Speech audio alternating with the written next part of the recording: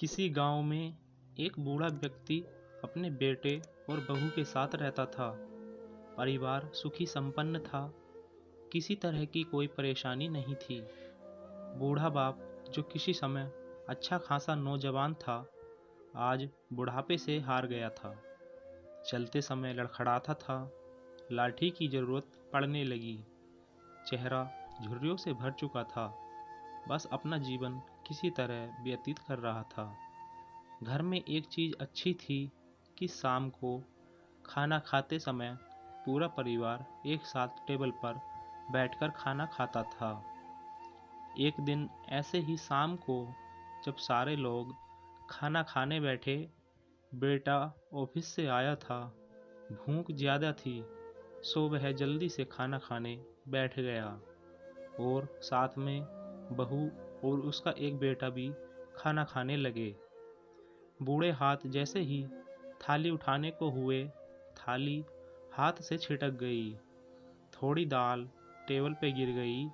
बहू बेटे ने घृणा दृष्टि से पिता की ओर देखा और फिर से अपना खाना खाने में लग गए। बूढ़े पिता ने जैसे ही अपने हिलते हाथों से खाना खाना शुरू किया तो खाना कभी कपड़ों पे गिरता, कभी जमीन पर। बहू चिढ़ते हुए कहती है, हे राम, कितनी गंदी तरह से खाते हैं। मन करता है इनकी थाली किसी अलग कोने में लगवा दी जाए। बेटे ने भी ऐसे सिर हिलाया जैसे पत्नी की बात से वह सहमत हो।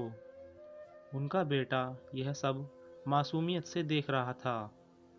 अगले दिन पिता की थाली उस टेबल से हटाकर एक कोने में लगवा दी गई। पिता की डबडबाती आंखें सब कुछ देखते हुए भी कुछ बोल नहीं पा रही थीं।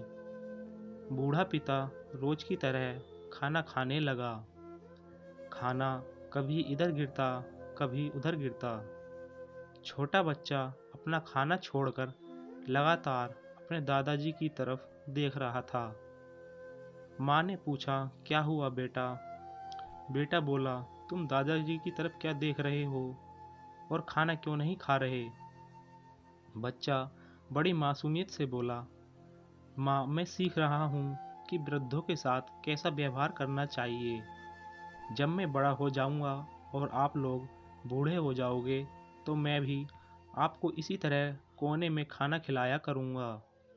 बच्चे के मुंह से ऐसा सुनते ही बेटे और बहू दोनों कांप उठे। शायद बच्चे की बात उनके मन में बैठ गई थी, क्योंकि बच्चे ने मासूमियत के साथ एक बहुत बड़ा सबक दोनों लोगों को दिया था। बेटे ने जल्दी से आगे बढ़कर पिता को उठाया और वापस टेबल पे खाने के लिए बिठाया और बहू भी भागकर पानी का गिलास लेकर आई। पिताजी को कोई तकलीफ ना हो। दोस्तों, यह वीडियो आपको कैसी लगी? यह स्टोरी आपको कैसी लगी? कमेंट करके ज़रूर बताइए और चैनल को सब्सक्राइब भी ज़रूर कर दीजिए। धन्यवाद।